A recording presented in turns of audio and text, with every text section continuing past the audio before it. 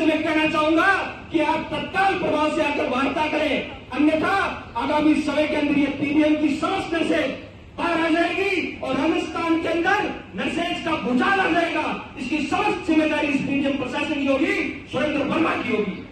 साथियों, कभी ये न सोचे कि राजस्थान की नशेज कमजोर है, हम हमारे हकों को लेना जानते हैं और गिरेबान में हाथ डालकर हम हमारा हक छीनना भी जानते हैं। और ये क्या सवाल है, नशेज ने जब अपनी मांगों के लिए इतिहास के अंदर आंदोलन खड़ा किया है, तब वो अपने हकों को लेकर मजबूती से उन्होंने अपने हक प्राप्त किए। अध्यक्ष महोदय, हम आपको इतना ही बताना चाहते हैं कि सबसे पहले हमारे छोटे भाई बहन जो आंध्र नस्ल के हैं, इनका ग्लूकोज लेवल चेक करवाएं। यदि इनपे शरीर पे किसी भी प्रकार की आंच आ गई तो आप हमारा हिसाब देख लेना। उसके बाद ये बता देना चाहते हैं।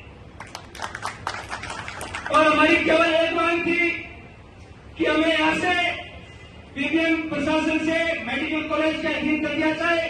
और उस वक्त यही सुरेंद्र वर्मा था जो अपने ऑफिस के अंदर बैठा था, इसने कहा था कि मैं प्रिंसिपल के मौखिक आदेश नहीं मानूंगा, मेरे पास लिखित में आदेश आ जाए मैं तुरंत प्रभाव से कर दूंगा। तो वो अपने वादे से कैसे मुकर गया?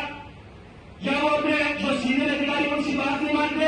यदि आप यदि सीनियर अधिकारी की बात नहीं मानते तो हम भूल जाएंगे कि सुरेंद्र वर्मा पीबीएम का अधीक्षक है। ये बात मैं बताना चाहता हूं। साथियों, ये अधिकारियों की लड़ाई, आप यदि अधिकारी की बात नहीं मानते अपने उच्च अधिकारी, तो हम भी आपकी बात मानने से नकार देंगे, हम आपको बता देना चाहते हैं। और इस नशेज के साथ अब आर पार की लड़ाई होगी।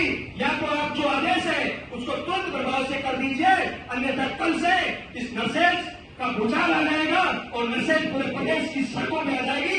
इस बीकानेर की पीबीएम को नशेज घेर लेगी, इस चीज का ध्यान रखना।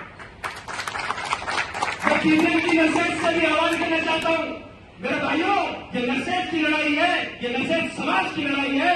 किसी जातिवाद पे बचने का काम नहीं करे। अपने हकों पर जब आ जाए, उसूलों पे आ जाए तो टकराना जरूरी है, और जिंदा अगर हो तो जिंदा नजर आना जरूरी है। इतना आपको बता देता है। और लड़ा उन लोगों से जो तुम्हारे दीवान पे हाथ डालने की कोशिश करते हैं।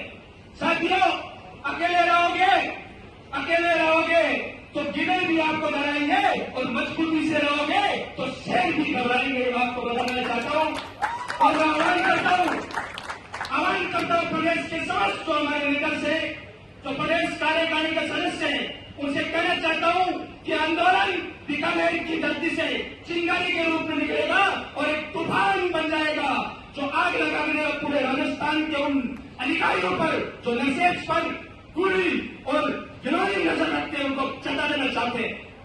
साथियों, ये हमारे भाई बहन जो बेहतरीन सेवाएं देते हैं, कोरोना जैसी हालात के अंदर जब परिवार का कोई सदस्य अपना नहीं होता था, उस वक्त हमारे भाइयों ने अपनी सेवाएं दी थी, बेहतरीन और उत्कृष्ट सेवाएं देती। आज इनके रोजगार के ऊपर संकट आ गया है और कई सरकारों का यही काम रह गया कि जब आपको जरूरत पड़ती है तब आप ले लेते और जब आपको जरूरत नहीं रही उस वक्त आप इनको निकाल देते। ऐसी इनकी मानसिकता है। मैं प्रदेश के मुख्यमंत्री तक कहना चाहता हूं कि मुख्यमंत्री जी, संज्ञान ले लीजिए हमारे भाई बहनों का, अन्यथा राजस्थान के अंदर हमें नौकरी की परवाह नहीं है। हम कोई भूखे पैसे नहीं है, नौकरी हम किसान के बेटे हैं, खेतों में जाकर कर लेंगे, लेकिन किसी के नीचे दफ्तर नहीं रहेंगे। मैं आपको बता देना चाहते हैं। नशे का खिलाफ जिंदाबाद, नशे का खिलाफ जिंदाबाद। अभी तो नहीं गिराई है, अभी तो नहीं गिराई है, चोर चोर की टक्कर में विभिन्न प्रशासन होश में आओ, विभिन्न प्रशासन होश में आओ, होश में आकर काम करो।